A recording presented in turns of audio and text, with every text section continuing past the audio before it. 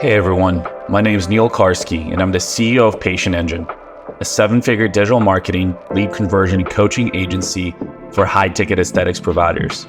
And I would like to personally welcome you to the Aesthetics Millionaires show, where we sit down with industry entrepreneurs to talk about their personal journeys and discuss proven growth strategies. My genuine hope is that through this podcast, we can create more success stories in this industry and help more business owners scale past their competition.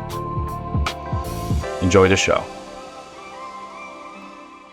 right, ladies and gentlemen, thank you so much for joining us on another amazing episode of Aesthetics Millionaire Show. Today, I'm joined by the wonderful Jamie Maltabes. She's the CEO and owner of Infinite Medical Group in New Jersey.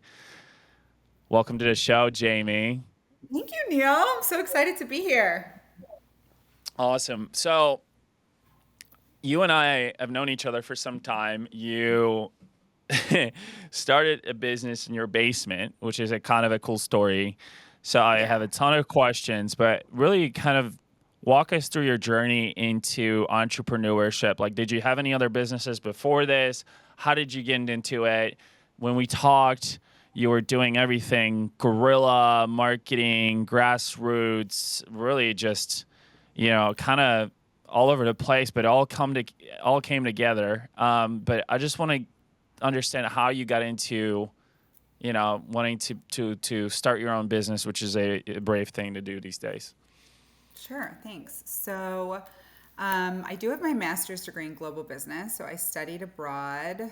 I studied in China and Spain, and I do have a business background. However, as soon as I got my degree, I actually started working for Hair Club for Men, and I was there for like 12 years. Unfortunately, I got super comfortable. And the plan was I was just going to start there. I'm like, this will look great on a resume. I went in at like the highest position. I was the managing director of the largest clinic, they call it, in the country, which was in East Brunswick. And then I oversaw the tri-state area also. So I was like, all right, it's just a starting point. I was young. I was like 26, I think, 25 maybe. And I just got like super comfortable. The pay was great, but I had no passion behind it. And so I originally called because I wanted to get Emsculpt on my abs and my glutes. And the quote was like 6,000 or 6,500 for 4 sessions on each. And I was like, what? I was like, this is crazy. So I'm a You're like, problem maybe I need to solver. sell this. Like literally, I need a device. That's literally what happened. So I just did a ton of research and I found a doctor who was willing to like be on my payroll, and I got a secondhand machine and I just did it in my basement for like years, and I did really well. And I just did it like as a side thing because I'm like, this is crazy. Like, I know the device is $250,000, but that's insane. Like, you should not be spending $6,000. First of all, 4 sessions for each is like the minimal amount. Now that I'm in the industry, I know. I've been doing this since 2020. I can count on like one hand how many people I recommend 4 sessions to. Like, that's the absolute minimum. So the fact that they're like doing the minimum and asking you to pay the maximum, I'm like, no, there's got to be a better way. And that's how it started. And that's when I met you. I was like, maybe I should do some marketing. And I just kind of slid under the radar for many years. Yeah. So how did you get clients? Those humble beginnings really define us as entrepreneurs, and they teach us a lot because they teach us on a micro level, and then we're able to compound these skills. And really, as we want to grow and get a little bit more serious, those skills come in very handy. So how did you get your clients? What did you apply from your other corporate experience in selling this stuff? How did Well, you I'm lure not a people into your salesperson. I yeah? didn't apply any sales because I am not a salesperson. But How did you lure people in your basement? I know it's so creepy, right? I would tell people, I'm like, I promise it's a brand new house. Like, they're like, I'm going to your basement. Um, I did a lot of like, I joined a bunch of Facebook groups around here, like mom groups, all sorts of stuff like that. And I would just go on and post before and after photos. Like in the beginning, I just found before and after photos online and I would share those. And then as I created my own photos, I would share them. And then I would offer referrals. So if somebody came in and they referred any of their friends who bought anything, I gave them a free session. There's this group called Bad Moms of Marlboro. Marlboro's a ritzy area, and there's like thousands and thousands of members, all like, supposedly like richer moms. So I would ask them to post in there because it's one thing when I say like come to me, but when I say like, hey, I went to this girl and she like did this to my glutes and they look amazing, or show there before. So that's really how it went, and it was just all referral based until I decided like there was no more that really I could do. I think I did referral based for like a year and a half. I literally did nothing other than me just reaching out to people, posting. And then I'm like, all right, I need to do like some sort of marketing because I think I'm done with the people that I could reach. And that's how I met you. Wow, but a lot has changed since then. So I want to dive a little bit more into your journey on how you were able to exit the basement and how you were able to become the rock star you are today Mhm. with a 7-figure practice. And it's all glitz and glam. People think like, hey, like, it comes overnight, but it really doesn't. It comes through a lot of trials and tribulations and testing and a lot of errors and mistakes along the way. So let's walk through those early days of exiting the basement and kind of finding your own brick and mortar place. And what where did you start? What services did you have? How were you able to continue to build upon the existing client base that way? So I already had two M-Sculpt devices because one time when I was in my basement, an M-Sculpt device went down and I realized that can never happen again.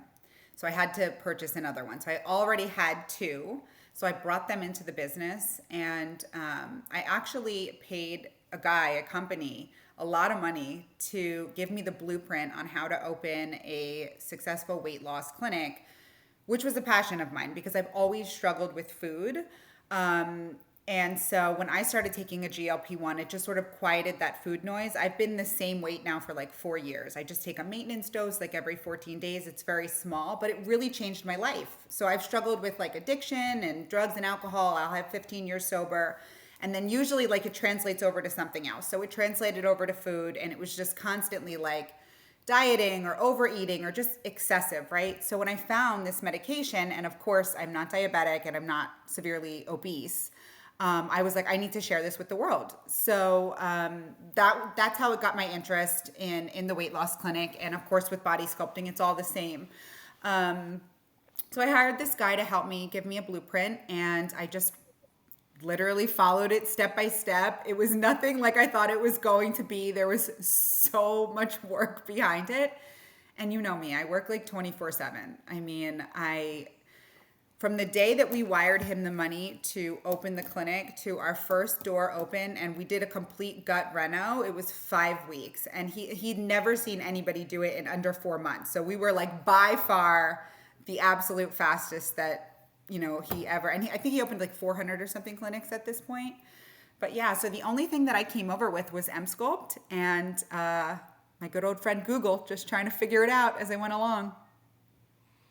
Yeah, you learn the most by doing, right? Yeah, absolutely. So you had one device, you had a brick and mortar location, you had an existing kind of book of business, you may have some relationships and Facebook groups. What happened after that? Let's walk through those early brick and mortar days of adding devices, looking for staff, figure out marketing. Tell me more. Yeah, so luckily he hooked me up with a marketing guy that he had recommended. I'm still with him today. Um, because I didn't know anything about marketing the GLP-1s. I mean, I've done a lot of marketing when I was with Hair Club. I oversaw a lot of what they did. So I know a little bit, about it, but nothing with this particular, with the GLP-1s. And I'm not medical, so I don't know I know of no medical background. So I was really just winging it. But my first, I had a girl, Celestine, who was a registered nurse. I slid into her DMs when I was in the basement because I needed somebody to help me with M-Sculpt, because during the summer and like sculpting season, I would get busy, but I had to work at Hair Club. So I needed somebody that could like come in and out of my basement. So I went through all of my Facebook friends, and I was like, the only requirements is they need to be pretty, they need to look nice, and they need to like take care of their body. And I like messaged like 1,000 girls, and she got back to me and she wound up coming over. And so she started working for me in my basement. And so I brought her with me to the brick and mortar. She's a registered nurse. She's now full time with me. She's left the hospital. And then I hired one medical assistant. Her name's Sienna. And I did a FaceTime interview with her. She was like the sweetest girl, fresh out of MA school. She was like, "Can I do an externship with you? Like, I have to work for free for 80 hours." I was like, "Yes, you can. You can most certainly work for free for 80 hours." And I told her, I said, "Sienna, I have nothing right now, but I promise you I'm going to build something amazing. You're just going to need to like trust me on it and you're going to need to stick it out." And she did. And she's like my key person today. Like, she is the best. So I'm big on hiring with like just but based off of the feel of them. Like, she had no background at all. She wasn't even finished with her MA training, but I'm like, this girl's so sweet and she wants to learn. And that was it. And we started marketing the GLP-1. We started marketing M-Sculpt. And I'm like, all right, we need to get another device in here. It's a pretty large clinic. It's a little over 2,000 square feet. So I have 3, 4, 5, 6, 7 rooms. Obviously don't want any room sitting empty. So we invested in, I actually called a girl who I bought an M-Sculpt device from. And I was like, what other device do I need? Like, I need something to pair with it. And she was like, M-Tone for sure. It's both by BTL. So, I got 2 of them because I learned my lesson. I got 2 used M-Tones, and that's where it all started. And then we just started adding things. So you're basically a body clinic for a long time, initially, which is Yeah, great because you were. I still think we are. I Yeah, mean, yeah, yeah. yeah. So yeah, which is great because you were able to sell either subscriptions or or treatment plans. So building high ticket or recurring revenue, which is great. You were you invest a lot of money in ads and stuff like that. But and you found some good staff to sell and fulfill your services. What else did you add besides body sculpting and GLP-1s to diversify your service offering and serve your clients in more ways? We added a couple of peptides like McB12, glutathione, Triimmune, which was like a big fail, NAD, which got really popular. That was really it in the beginning. That's all we did. Then we wound up adding the Invisared device, and we just got a Candela laser hair removal not too long ago, maybe 6 months ago or so. We invested in that. But I honestly believe that it's not really the service or the product that you're selling. It's more of the people, right? Like, people want a solution. People want to believe that you have a solution to their issue. And so I pride ourselves on thinking that we could really sell anything. Like, anybody that we get to walk through the clinic feels super at home. It's not like a doctor's office at all. Everybody knows everybody's first name. It's like my first rule of thumb that if you don't know the client that walks in, we do have like over 500 recurring members at this point, that you take the time to look in the EMR and click on all of the profiles that are at the time that they're walking in and open it and match the face to the person. Like, I don't ever want somebody to feel like they're just a number that they need to sign in. We should feel like we know them. So yeah, I mean, I think that's what diversifies us. We're not just this like, merry-go-round of people. We'd rather like hold on to clients than just constantly be trying to find new ones. It's more about the retention for us. New ones will come as you retain because the referrals start coming in and the Google reviews start coming in. But you also invest in marketing, so you want new Oh, clients lots. always. Oh, lots. So you want both. You want both, Yeah. which you need both, right? You need a high retention and you need a high sales to be able to foster growth, right? Well, the thing with like the body services is that it's not recurring, which sucks. Like, I love the recurring model, right? It's the best thing ever. They're coming constantly. But M-Sculpt, you do it once, you might come back a year later, you might try another part, but as soon as they're done, it's like on to the next, right? You have to just keep filling that. So it's, that's always a challenge. Yeah, it is. As you know, I own 3 body sculpting med spas, and we are definitely adding more face stuff as well because that comes up quite a bit, and we haven't been able to, fulfill for some of the things. But we do have some skin tightening stuff, some cryofacials as well, and we've been able to get some clients converted over that way because we want to be able to. I definitely want to start focusing a little bit more. I love the packages. We all love the package sales, but I want to start focusing on more like lifetime value, which I love that you have memberships. So you have 500 members, which is huge. Um, that's massive success. How are you able to sign up so many people and then retain them? And I know that you said, hey, we treat everybody with a lot of like kindness and respect, and we know everybody by name, and we just want to make sure people are welcome and that it's like their go-to spot. But like that's a significant number of members, and people in our industry have a hard time with membership. So spill the Well, beans. I want to know the secret sauce. I mean, the 500 members are the recurring weight loss members, right? Like that has nothing even to do with the sculpting or the laser hair or NAD. That's just the recurring weight loss that are coming in weekly. And um, the reason I think that they come in is because we make them come in, right? A lot of these places just mail it home. It's on your own. They don't know anything. They don't know how they're titrating, or they're getting it from their pharmacy and they're doubling their dose every month. It's just not at all what I believe in. Like, I believe in the lowest amount of medication when you're losing weight and feeling good, right? And you can only do that if you come to the clinic. If I send you home with a month's worth of pre-pulled syringes, there's nothing I could do at that point, and there's no guidance. But if you come in and you tell us, like, oh, I had like this week, or, I didn't have a really good week, we can sort of like help you get there, right? Or let's say they lost too much weight. Sometimes clients come in, they lose 7 pounds. We're like, you didn't eat. You're dosed way too high. Like, this isn't right. We need to think about this. So I just think it's our approach in the way that we meet with them every week, go over protein, fiber, anything that they need. But listen, the thing about this business is it's ever changing, right? And the GLP-1s are being phased out. So I'm really looking for my new recurring model. I don't know where I'm going, Neil. I don't know if I'm going to stem cells. I don't know if I'm going to Botox. I have no idea what I'm doing. Sarah But Mullen. Sarah Morellen? Yeah. I have that. Yeah, we have that. So we're just starting. Testosterone ads are running live Monday. They're going live. So that's going to be great too.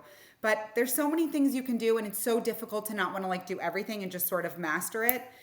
It hurts me because the GLP-1 was like my passion, because it helped me so much. And I think that that's why I was so successful at it.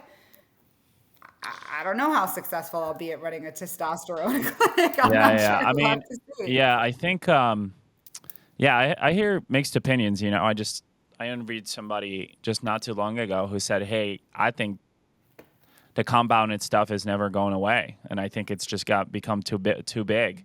And then I talked to some people who are like, "No, this is, if you're a small business, you're gonna have a really hard time, you know, being able to sell and advertise this stuff." So there's definitely mixed opinions, and I think it's always smart to hedge and differentiate and diversify your service offerings. Um, but yeah, I think what you've done really well for yourself is that recurring membership model, and I love that you say, hey, like, I just have people come in, like, I'm not really worried too much about the convenience about shipping medication and stuff like that. I just want people to come in because it allows you to have that additional human touch point. It shows that you care, and then you give them guidance, and they're willing to probably stay longer. So I think that's probably the key behind your Absolutely. retention, right? But The you've people also who had, don't, the people who don't lose weight or don't do well, like 80% of the time are people who do take home medication or ship. And we tell them, like, on the phone, yes, you can come in weekly or we can ship it to you, but we're telling you that majority of the patients that you take home or ship don't do well, because that accountability aspect, right? Just like anything else, when somebody's asking you or weighing you in, or like, you might think before you like eat that cookie or like have that McDonald's or whatever, because you're gonna have to answer to somebody. And accountability with people who struggle with food is a big part. So yeah, it's definitely a reason why we're successful, is just seeing everybody every week. It's like a family. it's powerful. Um, I wanted to ask you this question because you recently joined my client family. What kind of advice do you have for owners in this industry about marketing agencies? Because it's probably the most heated topic and for a lot of people. And I'm very proud of what I've been able to build with my team.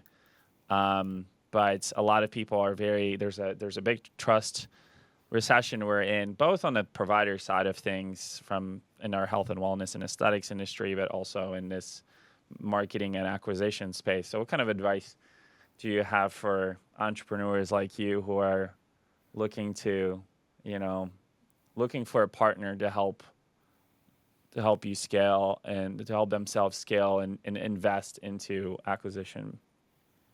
I would say definitely do your homework. Everybody pitches a great sale. And I would never sign up with somebody before not vetting other companies that they've helped, seeing their ads, checking out their Facebook, Instagram, like what are they posting, where are the ads, what do they look like.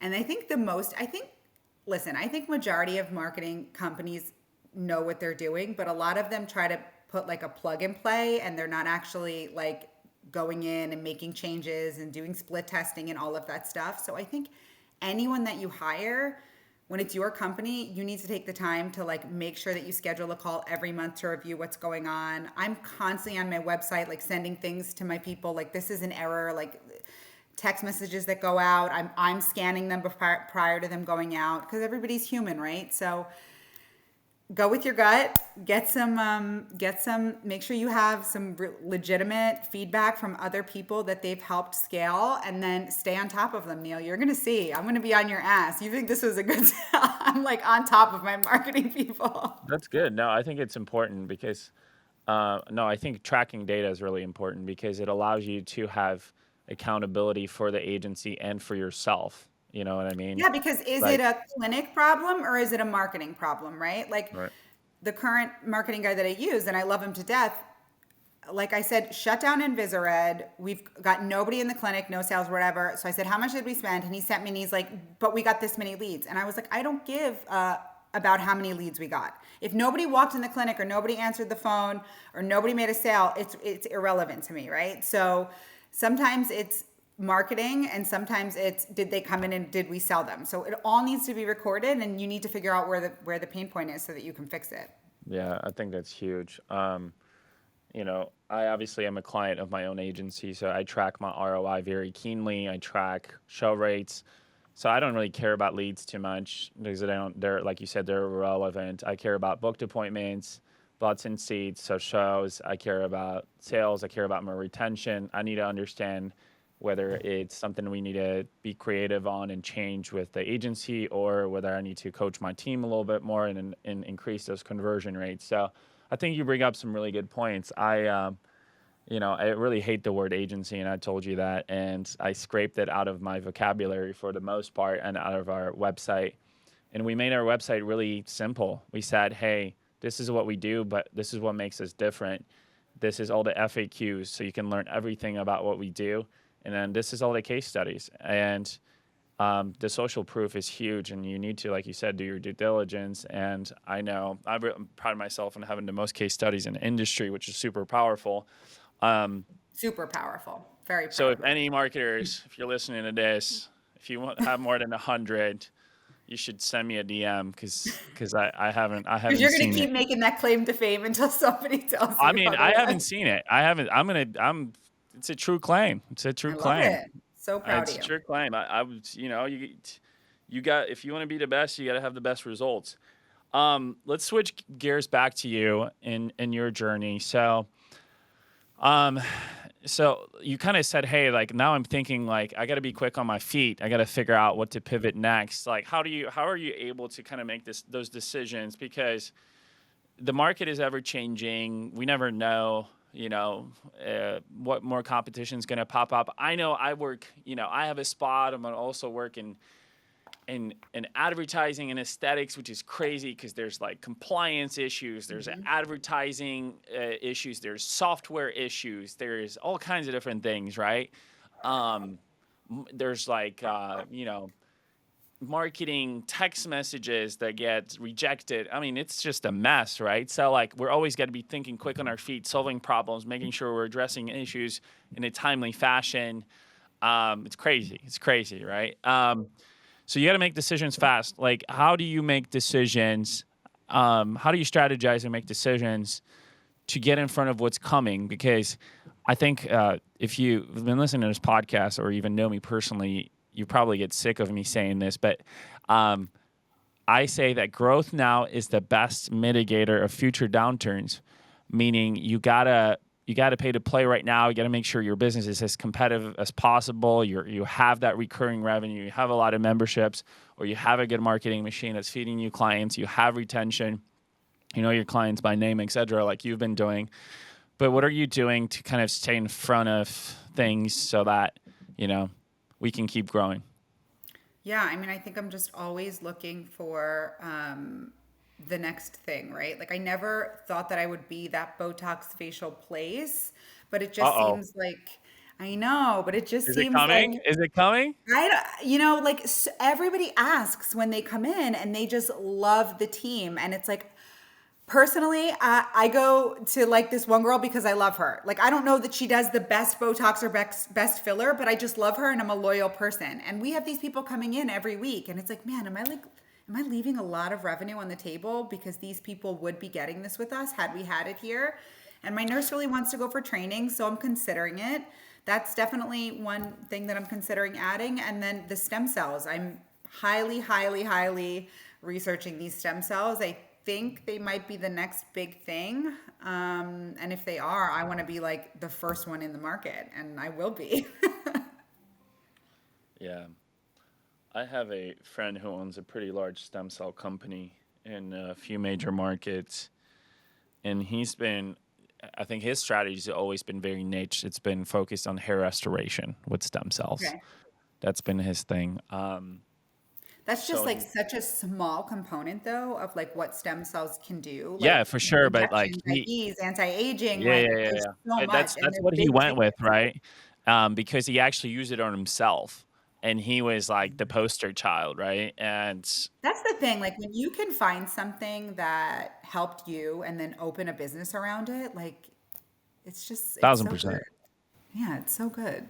That's awesome. Good for him. What do you think of his spot? I mean, I just, I it's don't all know. about. Like, how did this buy help you? I don't know why you do Well, what you it's do. it's relevant. There's a few different ways. There's a few different things. I'm huge on transformations. Did you used to be a fat boy, Neil?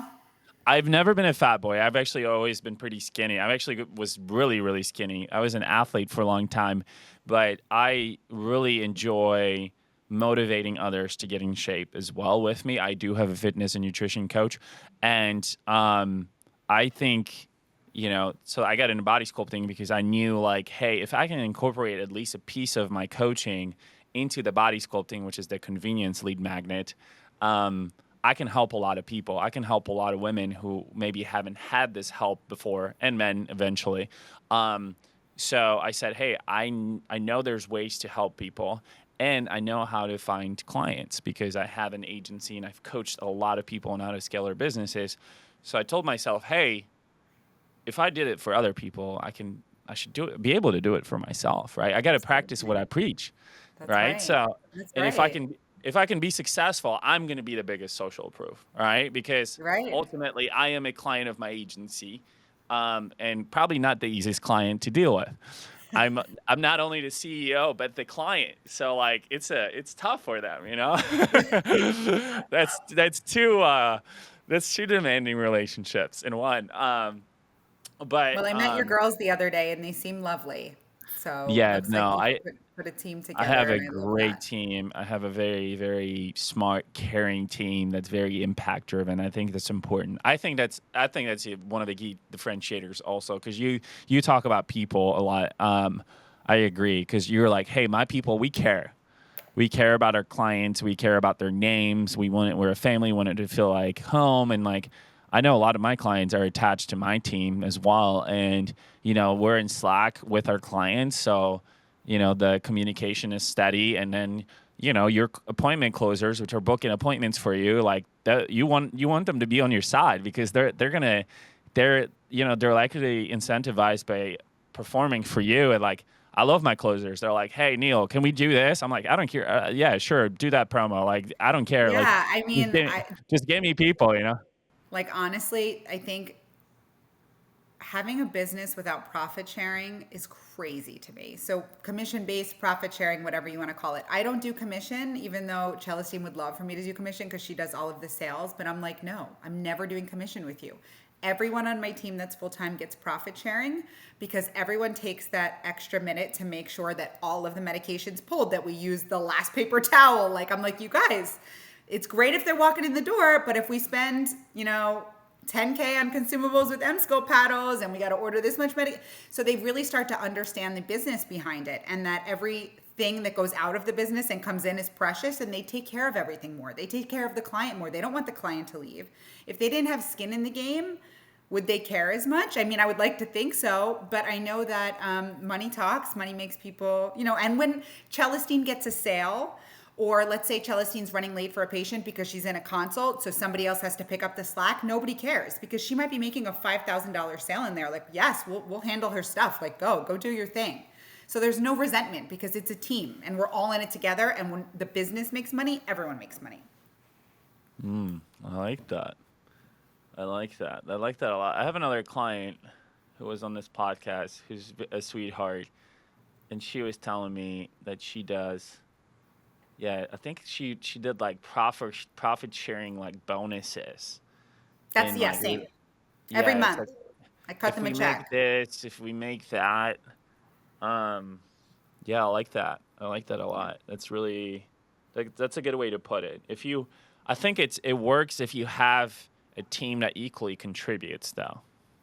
So, yeah, like it's very true. But as you grow, and I had to have this conversation with like my core four, as we grow, there's not going to be like everybody is not 1,000,000% in. There's going to be people that come here that they don't want this to be their full-time forever job. So they're not going to put in the same, but that's okay.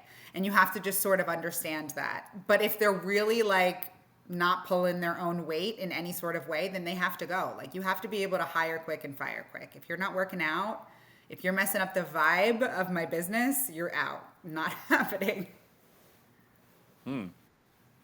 Yeah, I hear that a lot. Um, what do you look for? I mean, I'm big on. Previously worked with Lori Wimmer, who's at Simplified HR Co. She does like HR recruiting stuff for medical spas, and she helped me a lot with finding my team members. And the basic fundamentals were like make sure you have the right job description that clearly articulates who you're looking for and what the expectations are going to be, so you don't attract the wrong people. Then take your time with interviewing and make sure you hire the right people, and then train them the way you want to train them, setting the right expectations right up from the bat. So that's what I got from working with Lori, and she's been great. She's helped a lot of my clients and myself. But what is your process as you said core four? It sounds like in a little Marvel movie or. But like as and I know you and I talk like you I know you really well. You're gonna want to grow. Let's face it. You're not gonna stay. I don't know. I don't know. I don't know. You're not gonna plateau. Okay, whatever. We'll agree to disagree. But let's just say you need more staff. What's the process? Yeah, I'm hiring right now actually. So previously I did all of the hiring at my last position in Hair Club, so I know how atrocious it is. And I did all the hiring here, and I have a great team right now, and I'm looking for another admin. They have to be Spanish speaking. But I have my best friend who works for me just on the phone. She just works on our app on Go High Level. She answers people all day long. And I have my director of administration doing the like pre-screening of them because I just don't even want to be involved in that. But yeah, I have everything very clearly listed. However, I can say I literally have in big bold letters like must lead a healthy lifestyle. Like it's the most important thing. This is a health and wellness brand. Like if you smoke cigarettes, there's no way that you can work for me. Like if you don't take care of your body, there's no way that you can work for me. I can't have somebody that is interested in body sculpting come to somebody who's severely obese. That just doesn't make sense, right? So I can have that bold, flagged, whatever, and people will still walk into the interview looking like a mess. They don't take care of themselves. They're very overweight. And I'm like, ah. So right now I have like a pre-screening going on. So the girls message them. They set up a FaceTime call with them and they handle it. And once they pass their pre-screening, meaning they can speak both Spanish and English fluently, they look okay. They're bubbly for the front desk. They can do the hours we suggest and the pay is okay. Then they will take them in for me to meet. And, I'll try to get like 4 or 5 in, and then hopefully I have a really hard decision. And if I don't have a hard decision, the right person didn't come in. And that's okay. I'll just keep pushing it back. Yeah, you don't want to make the wrong hire. That's for sure. It's Yeah, tough. It's it's tough tough. because you invest a lot of Nobody time. wants to work these days. I'm like, where did the work ethic go? Like, like people just don't even answer the phone for the interview, or they'll like the FaceTime, or they'll come in like 10 minutes late. If I had an interview, I would show up in my best outfit, like 20. I probably would have drove there the day before, right? Like I'm just like, where is the work ethic these days? It's crazy. Oh yeah, my interviewing process was a nightmare as well. People were no showing at interviews, canceling interviews, coming in late to interviews, coming in their PJs in interviews, driving in their interviews, not asking questions at all, Not uh, knowing at all what your business does. I'm like, so tell not me a knowing little at bit all about what they were infant gonna medical. do. Yeah, I'm like, what? Yeah, I think that's the downside of like Indeed because you can apply to like 1,000 jobs. I But if love you Indeed. have an Yeah. interview call, wouldn't you at least go to the website and see what they do? I'm just like, I would just be so embarrassed. Maybe, yeah, maybe you think so. Maybe you think so. Yeah, I mean, hiring is definitely tough. So finding the right people is crucial for. Well, let's go back to what we agreed and disagreed on, which I think is a good point. I know you run a healthy 7-figure business, which is a big accomplishment. But what do you kind of said, hey, like I kind of want to just stay where I'm at for a while, which is interesting, right? Because the attitude doesn't match that statement. I know that about you. So tell us a little bit more about that, because I want to explore that viewpoint. I just think that right now, the industry that I'm in is changing, and I don't want to just jump into something. So I really want to take my time and figure out where I'm going. My plan was the doctor was moving here, and my old partner and her and me were opening another location in Neptune. It was going to be this big, beautiful 12,000 foot square space with memberships and a cold plunge and it's all these things, right? And it didn't go through. And I'm like a big believer in everything happens for a reason. I don't know why. Like, I don't know why my partner and I decided to separate when we did, or like it was just the way that it happened was really weird. And so I just feel like the universe is just telling me to slow down. I never want to be like that place that's in a million things but isn't good at any, right? Like, so we mastered like the GLP-1, we mastered body sculpting, we're still mastering the laser hair device removal.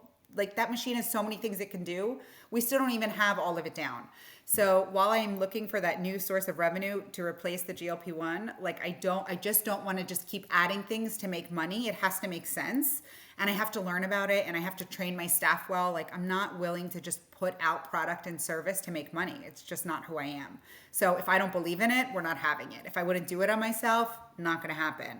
And so I just think when you make moves with integrity behind it, the revenue will follow.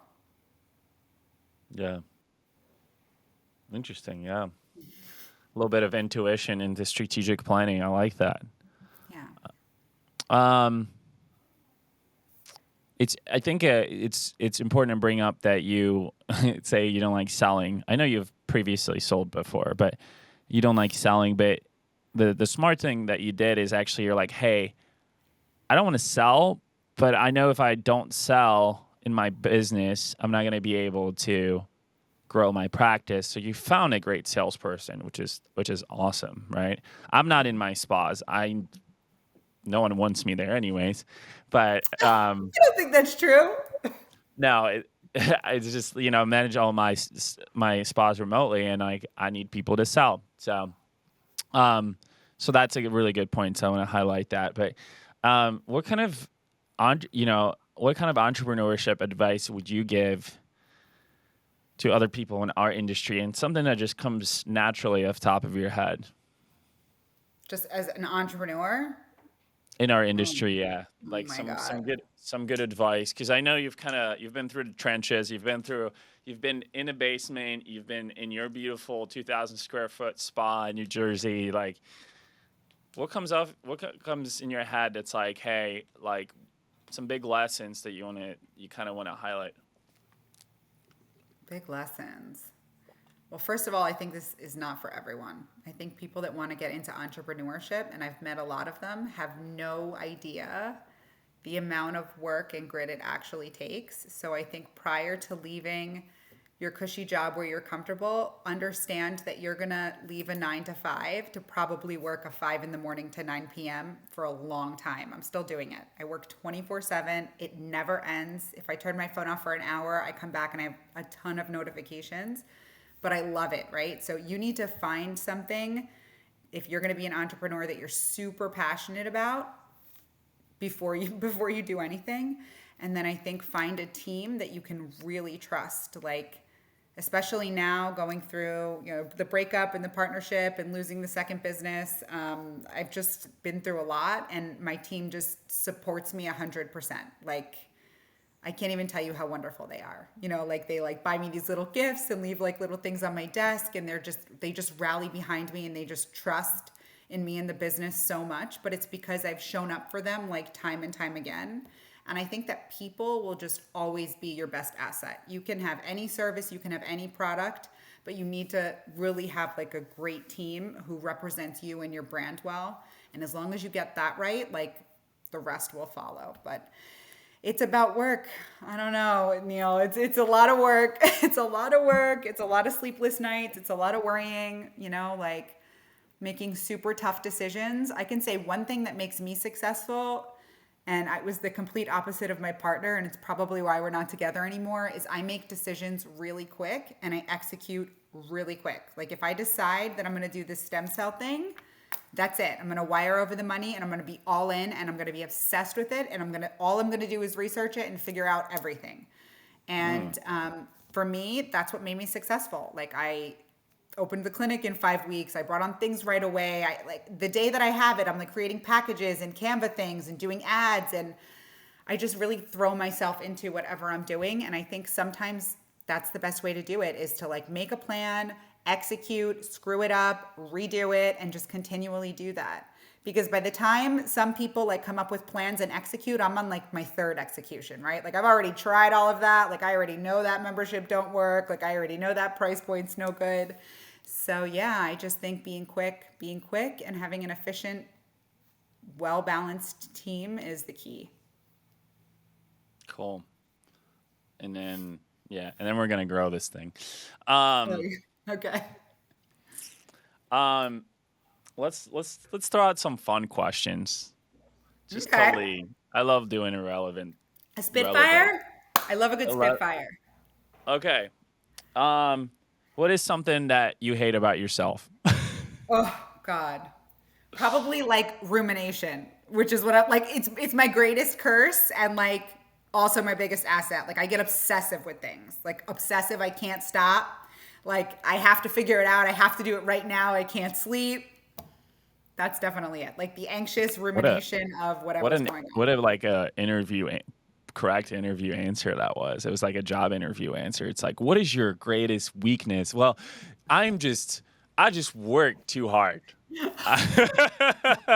I just work too damn hard and I just fucking I make too contribute much way money. I too work much. too damn hard. Um, let's talk about um let's back to business stuff for a second. What do you think, like 5 years from now, where do you see your business? Do you see, if feel free to share however much, feel free. Is it an exit? No, Is it further never. growth? Is it more locations? It's Um, a great wh- question. I just what do don't you know. see? What do I you mean, I see? had it all planned out, and um, I for right now, I have this beautiful location. I'm only open 5 days a week, and some days are short days. Like everybody's like, you got to open another one. I'm like, no, no, no. We make more money here. We open longer hours. We open 7 days a week. We pay one rent, right? Like so. I think it's definitely just bringing on more services, having extended hours. I don't know that I need another one. Like, this is my baby. I'm good with it. I would potentially consider helping other people open. something for themselves. Like the doctor that was going to come here, she's moving to Maryland. Of course, I'm going to help her for free, but sort of helping coach people on how to do this. I've learned a lot along the way. I have the blueprint, I have the contacts, so I would maybe help others, but I don't know if I would open a whole nother one by myself. I don't know. Okay. So the answer is we don't know. We don't. No exits. No answer. No comment. Okay, great. I'm glad we're getting somewhere. Um, like it seems like consulting is in the stars, which I think a lot of people need help. I really do think people need help. I think that we have I think people genuinely I think that people with business backgrounds tend to, I think, grow faster because they understand the business side of it. I think there's a lot of amazing practitioners and physicians that get into this space. I have a lot of these clients who are, I think they just know their craft. And I really think that they either need to hire the right agency partner or the right coaching partner and definitely have the right staff because it's such a new thing to them. Whereas if you come from the business background, especially call it health, wellness, beauty, aesthetics, you at least understand some of the basic frameworks, especially from like a revenue generation perspective of like, hey, we're sales and marketing organizations. And then once we get that, then we worry about fulfillment and retention, and the machine just keeps going that way. Um, It's interesting you say that because the doctor that I was going to work with that's opening her own clinic, it's like she just has no idea. And I just keep trying to explain to her, like, she's a doctor and she wants to not work Saturdays. She wants to be home for dinner. And I'm like, I don't know how you're going to do that. Like, I don't know how. I mean, when I opened the business, when a client would come in, I was there until I grew enough to say, like, these are my days and my hours. I was on answering on the app 24/7. I think you hit the nail on the head with these doctors that want to have their own practices and want to make millions of dollars and work minimal hours because they feel that they've earned that because they're a doctor, which you have. But business owning is not that. Business owning is 24/7. Business owning is marketing and rent and utilities and Wi-Fi and like all the things, an EMR system. And there's just so much that goes into building a business that the physicians don't know. So exactly like you said, helping people who want to open a business that have no business background would be like ideal. yeah, for sure. What is everybody's got vices, and I mean, we get too personal here, but what is yours? Well, Guilty it was drugs and pleasures. alcohol for many years. Then it was food. My vice now. Neil, this is gonna sound. I think work is my vice right now. I don't have a vice right Oh, now. And listen, and I'm talking to my therapist about because I just went through like a 5-year breakup, which was basically like a divorce, and I'm like, I am not gonna use an unhealthy vice to get over this guy. to I will cope, not. to cope. I Yeah, will yeah, not. I will that's not. important. I will not do any of I'm it. just So I'm gonna just gonna work more. stand. I'm just gonna work more. Listen, Um, I mean, I go to the gym, whatever. Like, I'm gonna go for a massage tonight, but I don't have. Listen, I worked, Neil, on myself for 15 years. Since I'm 25, I got sober. I've been in self help and all these things, right? I know exactly who I am. And I know what I can turn to. I ran a successful illegal poker ring. I don't even know if you know that for years. I bought a building. I was running poker games. I was doing really well in wow. poker, right? Yeah, like I know what I can do. Yeah, I mean, I Awkward, did really man. well in poker, which one day I'll go back to it. But I don't want to do that now. I want to be healthy and happy, and that includes not using vices. That includes like sitting with that uncomfortable feeling and just being like, yeah, I feel like crap, and I'm going to own it, and I'm going to sit in it, and I'm going to try to go for a walk or take a tub or go for a massage, but I'm not going to use a vice. Big on the self help. Okay, what is your guilty trash food then? Trash fast Ooh, food. so many. I love food. French fries, ice cream, chicken fingers, like kid food. I love kid food. If you're an Infinite Medical Group client and you're listening to this podcast, this is not what you're supposed to be eating, guys. Okay. But I don't eat it often. She doesn't eat it often, neither should you. Um, what is your favorite travel destination, Jamie? Aruba. Aruba. Very nice. Aruba. If there's other entrepreneurs who want to brainstorm, network, mastermind with you, oh man, I really need to put together this client mastermind. It's going to be amazing. It should be in a beautiful tropical place, ideally. You should pay for Um, it for us, ideally. should I? Mm. I'll think about it. Okay. Um, where where can people connect with you? On my website is my email and Instagram at infiniteMedicalGroup.com. I'm the one answering the DMs or my best friend, and it goes right to me. I mean, I'm very hands-on. If you email, I mean, even things that she responds, I like go through and make sure it's responded properly. So I'm very contactable. Very. Any other words, final advice, any send offs that you would like to touch on before we close this out for the weekend? You know what? I think if you have a dream of opening a med spa or opening any sort of a business, the worst thing that can happen is you fail. I've failed at lots of things in my life, and no matter, even if I wasn't successful, I would have always been happy that I tried. So I think if you're trying to open a business, get some people behind you. If you don't know how to do it, be okay in saying, I don't know, and find somebody who does and, employ those people.